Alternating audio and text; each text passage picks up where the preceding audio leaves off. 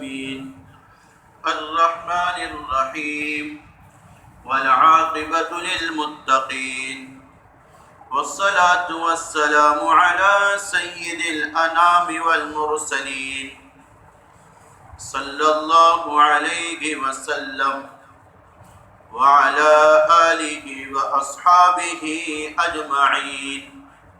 أما بعد فقد قال الله تعالى: أعوذ بالله من الشيطان الرجيم. بسم الله الرحمن الرحيم. ولا تهنوا ولا تحزنوا وأنتم الأعلون إن كنتم مؤمنين. صدق الله العلي العظيم. اللهم صل على سيدنا محمد في أول كلامنا، وصل على محمد في أوسط كلامنا، وصل على محمد في آخر كلامنا. درود شریف پڑھ. اللهم صل على سيدنا محمد صلاة دائمة مقبولة تؤدي بها عنا حقه العظيم. میرے عزیز ساتھیو،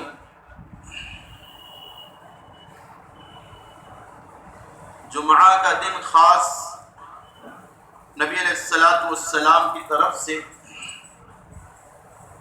درود شریف کی کثرت کے لیے متعین فرمایا گیا ہے.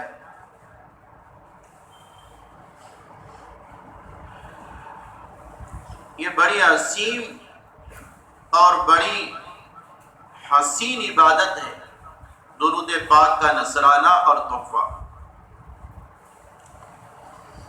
حضرت مولانا رشید احمد گنگوئی رحمۃ اللہ علیہ فرماتے ہیں، جو کچھ ہم نے پایا وہ کثرت درود کی بنا پر پایا ہے. درود پاک کو اپنی زندگی کا ایک جز بنانے کی بنا پر پایا ہے. حضرت مدنی رحمۃ اللہ علیہ فرماتے ہیں، حالات کتنے بھی زیادہ سخت ہو اور حالات ایسے ہو جن کا تذکرہ کرتے ہوئے بدن لرز جاتا ہے اور روح کانپ اٹھتی ہے اور سینے اور کلیجے منہ کو آنے لگتے ہیں، اس صورت میں ایک درود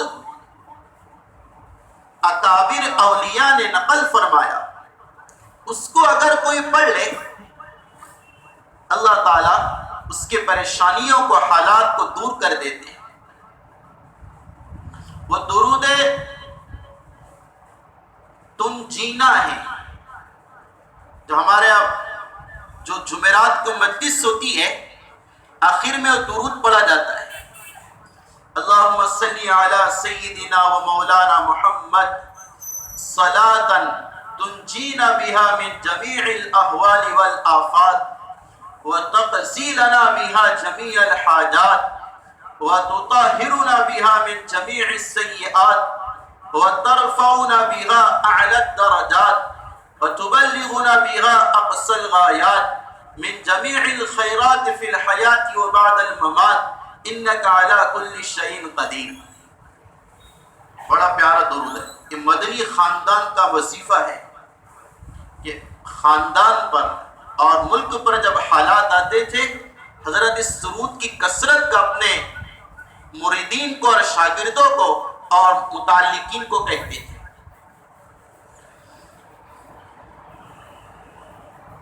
ایک کتاب دلائل الخیرات کیوں لکھی گئی، اس میں کیا ہے اس کو سنو. اس میں نبی علیہ السلام کی تعریف اور آپ پر درود کی کثرت کے فوائد اور منافع، اس کے لکھنے کا پس منظر کیا ہے. موسیٰ الزریر رحمت اللہ علیہ فرماتے ہیں، علامہ جزولی رحمت اللہ علیہ اس کے مصنف ہیں، ایک مرتبہ جنگل میں تھے اور پانی کی سخت پیاس لگی. شدت کے ساتھ پیاس نے اپنے انگڑائیوں کو لیا اور بےتابی کے ساتھ پانی کے محتاج ہو گئے. پانی نہ ملا. ایک کنواں نظر آیا, اس کے پاس گئے. پانی تھا لیکن اندر تھا, نکالنے کا کوئی انتظام نہیں تھا, ڈول رسی موجود نہ تھے. علامہ جسولی فرماتے میں تھوڑا سا متفکر ہوا, کیا کروں. سوچ ہی رہا تھا, ایک بچی آئی 6 سال کی. اس نے آ کر کچھ پڑا اور پانی جو کنویں میں تھا اس پر دم کر دیا. اچانک پانی اوپر آیا. علامہ جسولی فرماتے میں نے وضو کیا, پانی بھی پیا. اس بچی کو پکڑ کر کہا, خدا کا واسطہ مجھے بتا تو نے کیا پڑھ کے دم کیا ہے اور تجھے یہ مرتبہ کیسے اللہ نے عطا کیا ہے. 6 سال کی بچی ہے صرف. وہ کہہ رہی مجھے اللہ نے یہ مرتبہ اس وجہ سے عطا کیا, میں درود کی کثرت کرتی ہوں. اور ایک درود مجھے یاد ہے, اگر اس درود کو کوئی مصیبتوں میں پڑے گا, حالات میں پڑے گا, اللہ تعالیٰ نجات عطا فرمائیں گے. حضرت نے پوچھا کون سا درود ہے؟ وہ یہ درود ہے جو میں نے شروع میں پڑھا, اللہم صلی علی سیدنا و مولانا محمد صلاۃ دائمۃ مقبولہ تودی بہا عنا حقہ العظیم. اس درود کو پڑھا, پانی پر دم کیا, پانی زمین کی سطح سے اوپر آنے لگا ہے. میرے عزیز میں کہنا چاہ رہا, ان حالات میں ایک تعلق تو اللہ سے ہو اور اسی طرح تعلق نبی کی ساتھ سے بھی. یہ ہمارے حالات کے لیے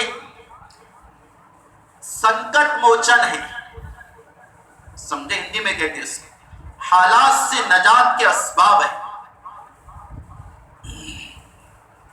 بلکہ میں نے کل مطالعہ کر رہا تھا, ایک بات آئی مطالعے میں, علامہ شیخ محمد رحمت اللہ علیہ فرماتے جو یہ چاہتا ہے اس کا نام نبی کے سامنے بار بار لیا جائے,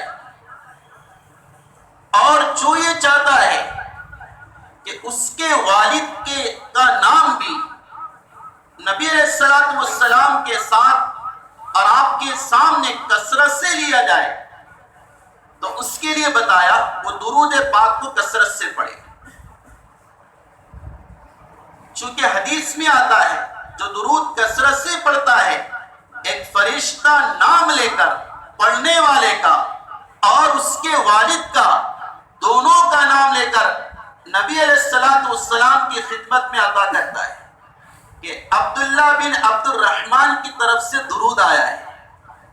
اور محدثین نے لکھا ہے والد کے ساتھ حسن سلوک کا بہترین طریقہ یہ ہے وہ درود شریف کی کثرت کرے, چونکہ جتنا درود پڑھے گا اس کے والد کا نام نبی کے سامنے ضرور لیا جائے گا.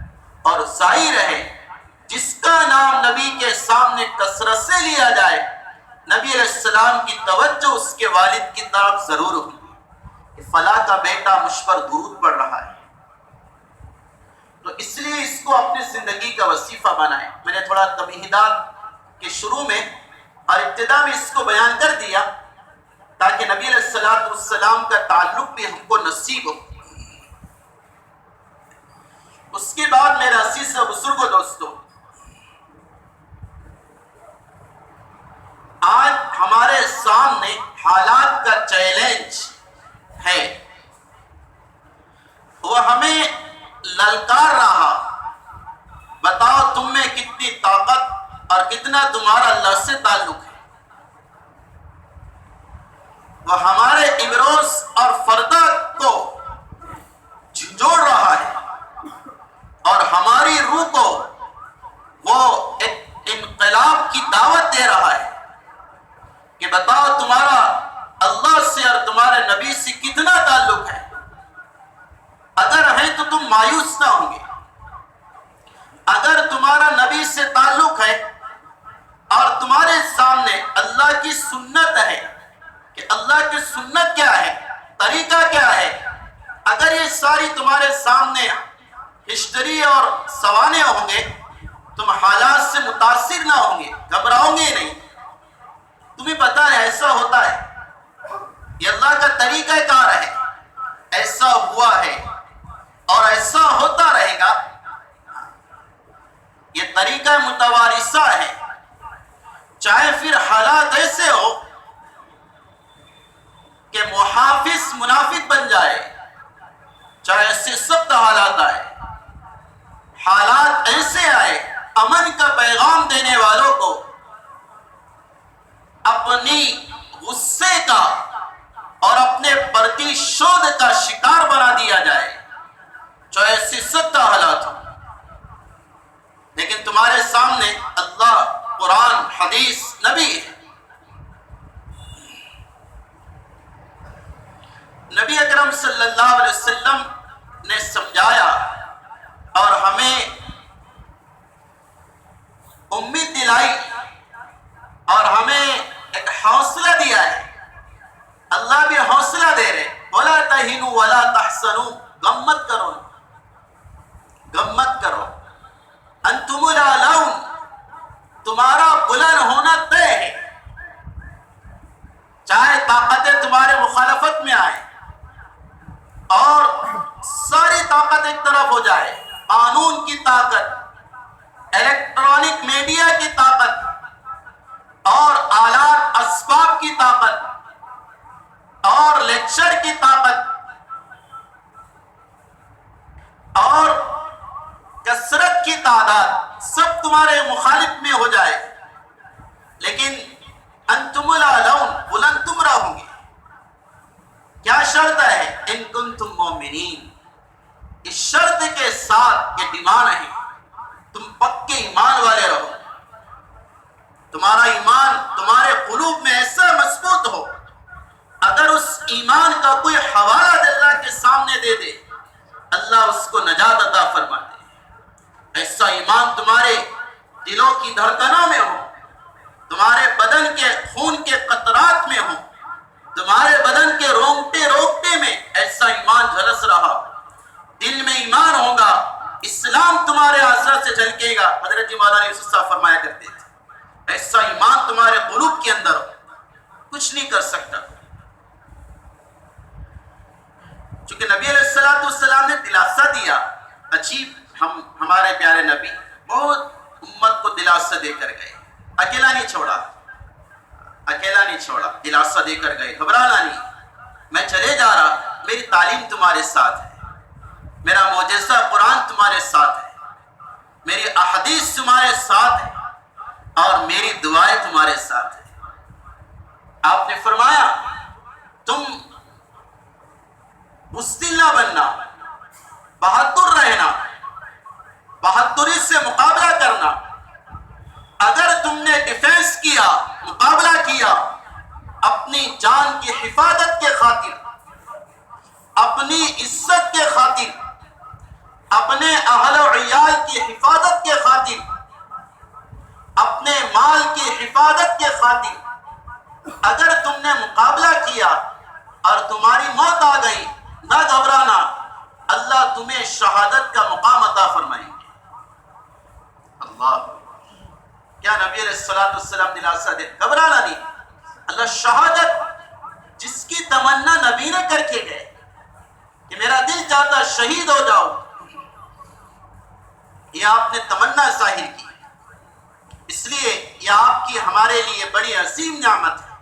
آپ دلاسا دے رہے اور امت کو اپنی طرح متوجہ کر رہے، آپ اللہ کی طرف آپ سمجھا رہے.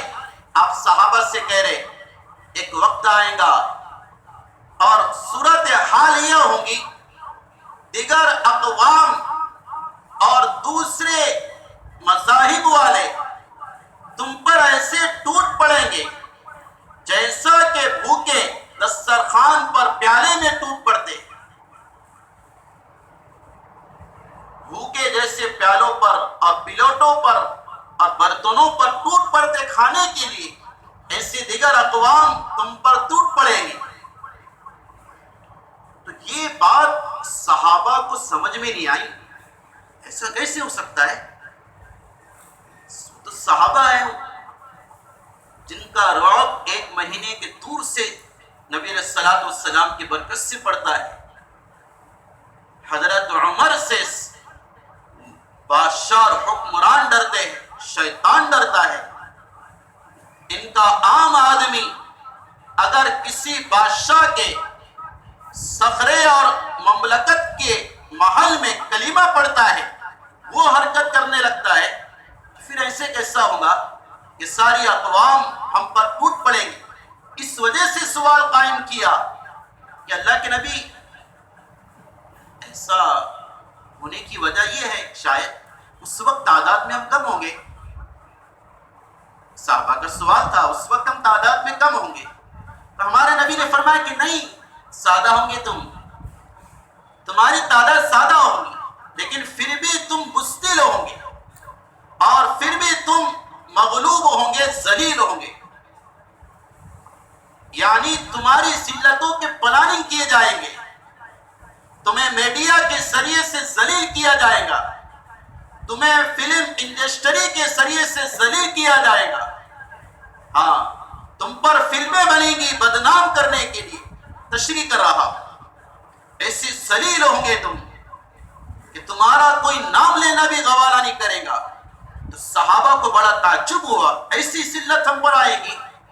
تو صحابہ نے پوچھا آپ اس کی وجہ بتا دیں آقا، کیا وجہ ہوگی ہم ایسے مغلوب کیے ہو جائیں گے؟ ہمارے نبی نے فرمایا وہن تم میں آ جائے گا.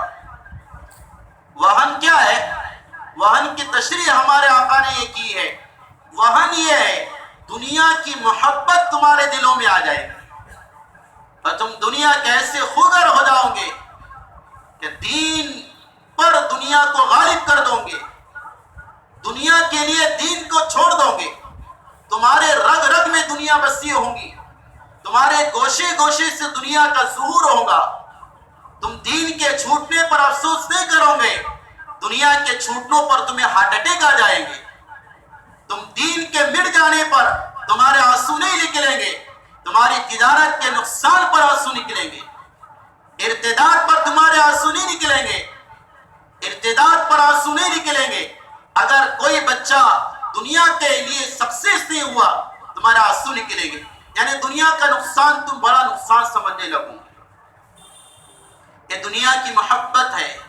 حالیہ ہوگا ایک تاجر دکان میں بیٹھا، اللہ کا منادی محسن پکار رہا، اس میں اتنی دین کی محبت نہ ہوگی کہ وہ اس ماحول سے نکل کر مسجد میں آ کر نماز پڑھے. بازار میں کھڑے رہے گا، اللہ کے گھر میں سجدے کے لیے ندا دی جائے گی، 2 گھنٹے انتظار کرے گا، 10 منٹ مسجد میں آ کر سر نہیں ٹیکے گا. دنیا کے لیے راتوں کو جاگے گا، کئی راتیں دنیا کے لیے جاگ جائے گا، لیکن فجر کے خاطر میٹھی نیند کو قربان نہیں کرے گا. یہ کیا ہے؟ سب دنیا کی محبتیں ہیں. تو آفیسر کا نوٹس آ جائے، ساری مشاغل مصروفیت چھوڑ کر بیفور جاتا ہے، نوٹس آیا مجھے، اللہ روزانہ محسن کے ذریعے پکار رہے. بلکہ تمہیں ایک عجیب بات سناؤں، ہمارا عقیدہ امام ابو حنیفہ نے مسلک لکھا ہے، حضرت کا مسلک نور الانوار میں ہے. اذان کا جب وقت ہوتا ہے، نماز کا وقت ہوتا ہے، 2 اعلانات ہوتے ہیں. ایک اعلان محسن کرتا ہے جو ہمیں سنائی دیتا ہے، اور ایک اعلان آسمان میں فرشتہ کرتا ہے. اے لوگو، اذان ہو گئی، اٹھو، چھوڑ دو تجارت کو، اللہ کی قسم تمہارا نقصان نہیں ہوگا، آ جاؤ اور اس آگ کو بجھا لو جس کو تم نے گناہوں کی وجہ سے اپنے اوپر جلانا شروع کر دیا ہے. یہ اعلان ہوتا، روایت میں آتا، اس اعلان کو انسان اور جنات کے علاوہ دنیا کے ہر مخلوق سنتی ہے. ہر نماز کے وقت میں ہوتا ہے یہ اعلان، حدیث میں بھی آتا، فقہ نے بھی اس کو لکھا ہے. لیکن نہ محسن کے اعلان کی پرواہ ہے اور نہ اللہ کے اعلان کی پرواہ ہے اس مسلمان کو. اسے دنیا کی محبت نہیں کہیں گے تو کیا کہیں گے؟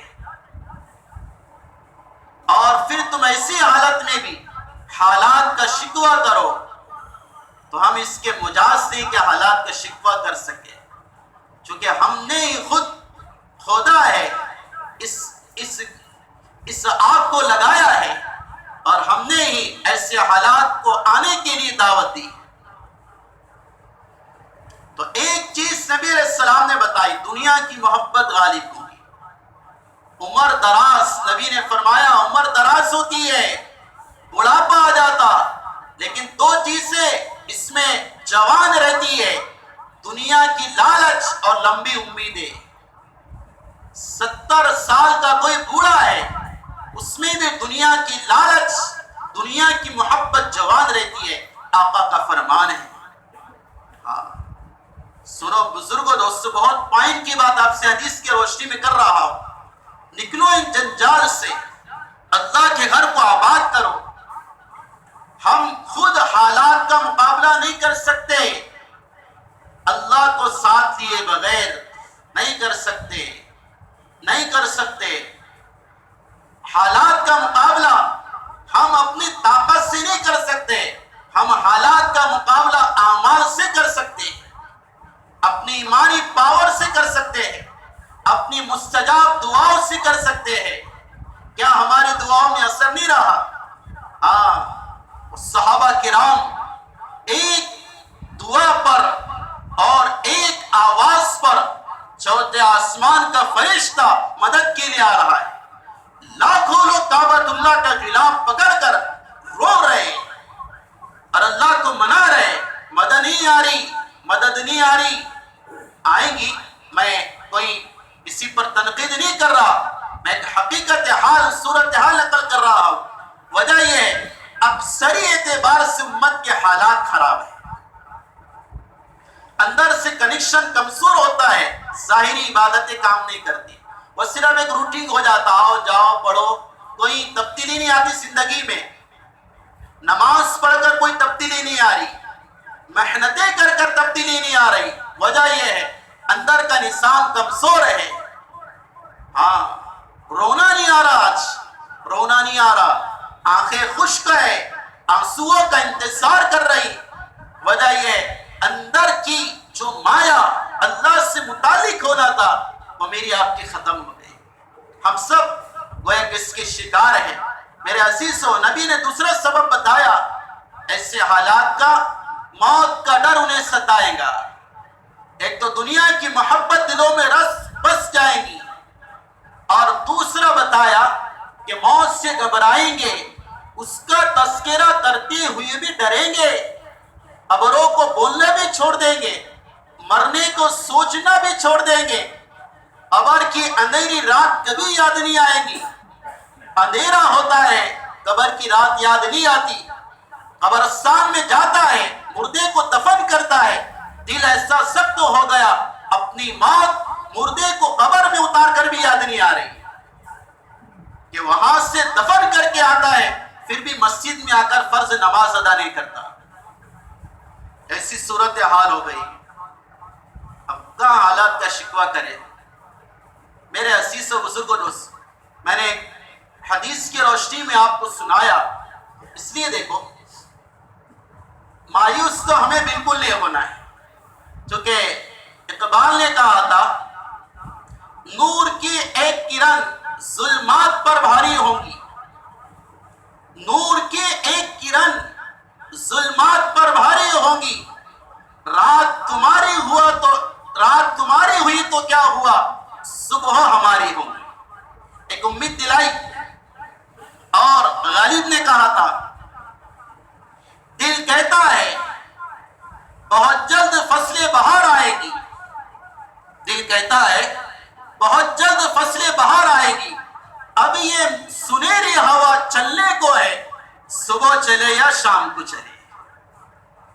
فصل بہار آنے کو تیار ہیں، شرط یہ ہے کہ ہم اپنے ایمان، اعمال، اخلاق کی فکر کریں، ہم تھوڑے جاگرود ہو جائیں، ہم تھوڑے اپنے ایمانی اعتبار سے متفق بے حیائی کے ایک فکر کو کم کرانے کی کوشش کرے، پردے کو زندہ کرے، فحاشی عریانیت کو ماحول سے ختم کرے، تنہائی میں تقوی اختیار کرے۔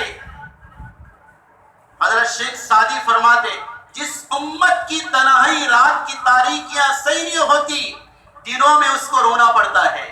یہ بات طے ہے، یہ بات حضرت شیخ سعدی کو ان کے شیخ شیرازی نے کہا تھا کہ اگر رات کی تنہائی پاک نہ ہو اور تاریکی تقوی والی نہ ہو، دنوں کو رونا پڑتا ہے۔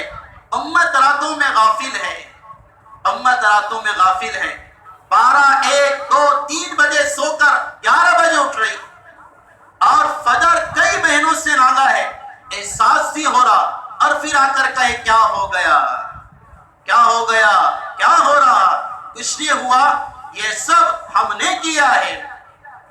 حکام یہ حالات کے بدلنے کا سبب نہیں، احکام اور اعمال سے حالات بدلتے ہیں۔ ہم نے احکامات کو زندگی میں نہیں لایا، زندگی سے دور کر دیا ہے۔ اس لیے بزرگوں دوستوں، علامہ اقبال نے اور جھنجھوڑا تھا ایک مرتبہ، خدا نے آج تک اس قوم کی تقدیر نہیں بدلی، خدا نے آج تک اس قوم کی تقدیر نہیں بدلی جسے خیال نہ ہو خود کو بدلنے کا۔ اور ہم نے خیال ہی کہا کہ اپنے آپ کو بدلنے کا، نہ کوئی نمازوں میں اضافہ ہے، نہ سنتوں میں اضافہ ہے، نہ مسجدوں کو آباد کرنے میں اضافہ ہے، اور نہ پردے میں اضافہ ہے، اور نہ قرآن کی تعلیم کے اہم کرنے میں اور عام کرنے میں اضافہ ہے۔ جانتے وہی ہیں، اتنے بے خبر ہو گئے ہم، الیاذ باللہ، احساس ہی چلا گیا، دلوں سے مایا ہی ختم ہو گئی۔ مجھے معاف کرنا، میں کہہ رہا ہوں، حالت ہی ایسے عجیب عجیب کارگزاریاں ہے ہمارے اعمال کی اور ہمارے سوسائٹی کی۔ نشہ عام ہے، بے حیائی عام ہے، عداوتیں دشمنیاں عام ہیں، شرارتیں عام ہیں، حسد عام ہے، ایک دوسرے کا اوپر کرنا نیچے کرنا عام ہے۔ یہ معاشرہ ہے؟ نہیں، اسلامی معاشرہ نہیں، اس کو اسلامی معاشرہ نہیں کہتے۔ وہ امن والا ہوتا ہے، وہ امن والا ہوتا ہے، وہ عمل والا ہوتا ہے، وہ ایمان والا ہوتا ہے، وہ پاکیزہ ہوتا، پردے والا ہوتا ہے۔ اس معاشرے کے جوان کی نگاہ میں حیا ہوتی ہے۔ اسلامی معاشرے کا جوان، اس کی گندی نگاہ عورت کے طواف نہیں کرتی، وہ اپنی ماں بہن سمجھ کر نگاہ کو جھکاتا ہے۔ ہاں، یہ اسلامی معاشرہ ہے، ہم نے اسے کھو دیا۔ پھر ایک بار اقبال آپ سے وہی کہہ رہے ہیں، خدا نے آج تک اس قوم کی حالت نہیں بدلی، خدا نے آج تک اس قوم کی تقدیر نہیں بدلی جسے خود خیال نہ ہو اپنی حالت کے بدلنے کا۔ اس لیے بزرگوں دوستو، آؤ ہم سب اللہ کی بارگاہ میں توبہ کریں، استغفار کریں، اللہ سے تعلق کو بڑھائے، نبی سے تعلق کو بڑھائے۔ انشاءاللہ پھر وہ کہوں گا، نور کی ایک کرن ظلمات پر بھاری ہوگی، رات تمہاری ہے تو کیا ہوا، صبح ہماری، وما علینا الا البلاغ۔